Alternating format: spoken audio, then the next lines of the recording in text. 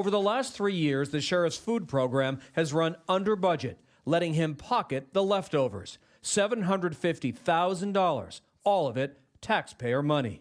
Do you agree that the optics of this are terrible? The optics, yes, but I can't change the optics. We should all be much more afraid of sheriffs. Hi, and welcome back to I Think You Should Know This, and today we're talking about the supervillains of law enforcement, sheriffs. We'll talk about how they operate, how much rampant corruption and violence is within sheriff's departments, and why it's so damn hard to hold them accountable. If you enjoy learning about current events, especially those related to policing, please go ahead and subscribe to not miss my next video. So sheriffs, unlike police officers, are elected. Sheriff's authorities are enshrined into states' constitutions, and they are distinctly unable to have term limits. It is incredibly common for sheriffs to run unopposed, and some sheriffs have stayed in office for decades. Because if no one is running against them, even if those voters don't want that sheriff in office, the incumbent will win with any margin of votes. An estimated 72% of America is rural, where over 3,000 sheriffs act as their primary law enforcement. But unlike police officers, who are often beholden to local regulations or oversight, sheriffs are often excluded from really any checks on their power. In Los Angeles, when voters successfully passed a ballot initiative to create term limits for sheriffs, a local sheriff sued and won. He successfully reversed the policy, ensuring there are no term limits for his position in office. And bear in mind that sheriffs run sheriff departments, often overseeing anywhere from a handful to several dozen deputy sheriffs, who are often given the same unilateral power as the sheriff themselves. And while the exact job descriptions of sheriffs can vary state by state, all sheriffs nationwide are tasked with upholding the law, investigating crime, and overseeing local jails. They can also transport people who are incarcerated, and in some states, they are given the power to act as coroner for that county. They are able to determine a person's cause of death. And of course, providing sheriffs with this much power to do all of these things means that they can abuse it. This fact is so important, and I don't think nearly enough people know this. County sheriffs in rural areas are 3 times more lethal than city police. That means that while they might be shooting less people just due to population size and access to civilians, when sheriffs are shooting, they are shooting to kill. In 2022, for every 100,000 people arrested, over 27 people were killed in custody of sheriffs, as opposed to less than 10 in the custody of city law enforcement.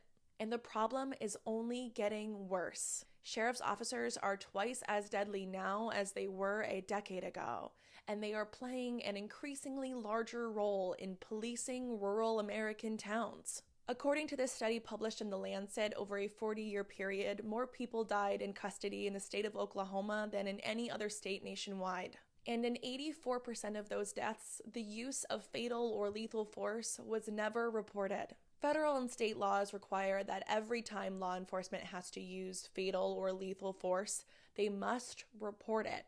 And yet the vast majority of them don't. I want to get this right. The Government Accountability Office found that 70% of states failed to meet their reporting requirements in 2021. And they even said that that 70% was likely an undercount. And sheriff misconduct is everywhere. Sheriff's offices have been accused of misconduct or criminal activity in almost every single state just since 2020.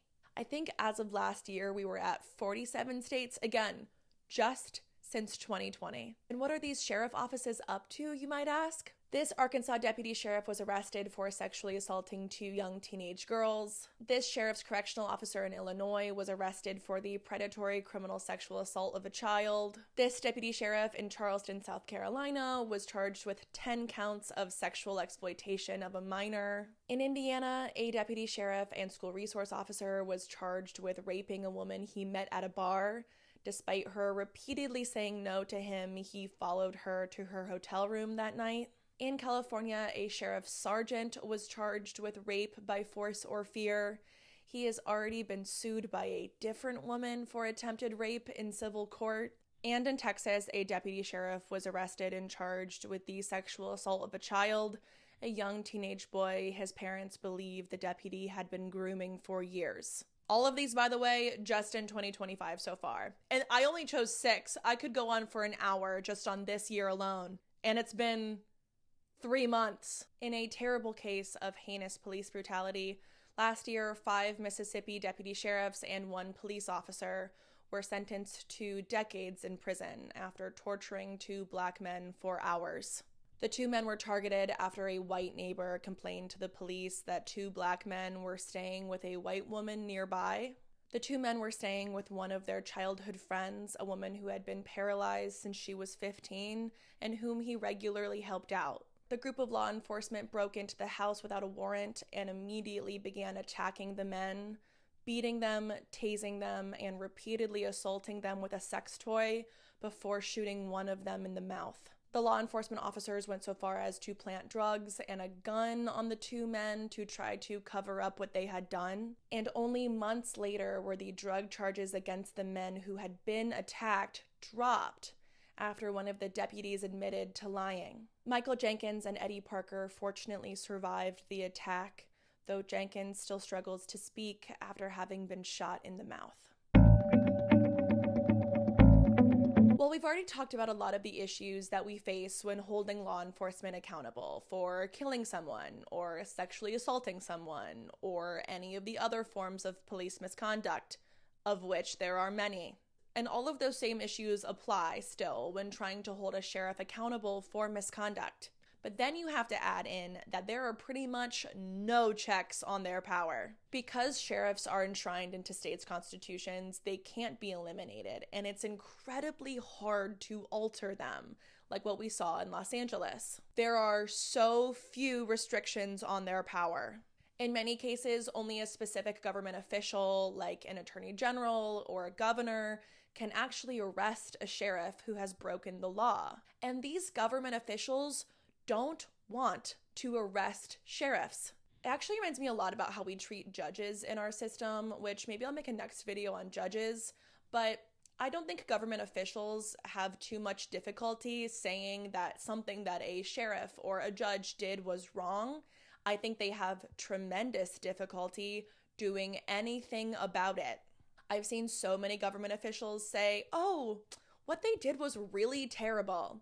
We will not be pursuing any line of charges." The people with the power to actually hold sheriffs accountable don't and won't use it. And in some states, there is very little a local government can do about a sheriff's budget or their allocation of funds. Pretty much, we've created a terrible system and it's killing us. And by it, I mean sheriffs. Anyway, I'm going to wrap this video up here. Please let me know if you have any comments or questions about sheriffs or anything else that I covered in this video. And please let me know if you have any suggestions for anything you'd like me to cover in the future. And I'll see you in the next one.